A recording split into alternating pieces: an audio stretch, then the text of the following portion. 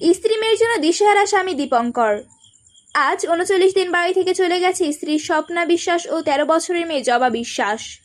বিস্তারিত জানতে ভিডিওটি দেখতে থাকুন, সাথে আছি আমি তাবসুমতনায়া। আপনার নাম কি? শ্রী দীপঙ্কর কুমার বিশ্বাস।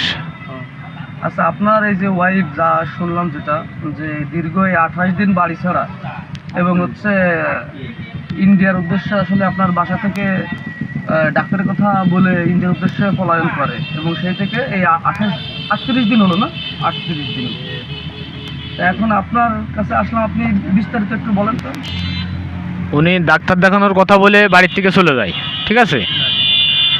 ওই 2025 7 মাস 28 তারিখ সোমবার যাই আর কি, তার কোনো সন্ধান পাওয়া যায় না।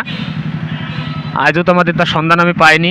স্ত্রী ও মেয়ে জবা বিশ্বাসের খোঁজ পেয়ে থাকলে স্ক্রিনে দেওয়া নাম্বারে যোগাযোগ করার জন্য আকুল আবেদন জানিয়েছে স্বামী দীপঙ্কর।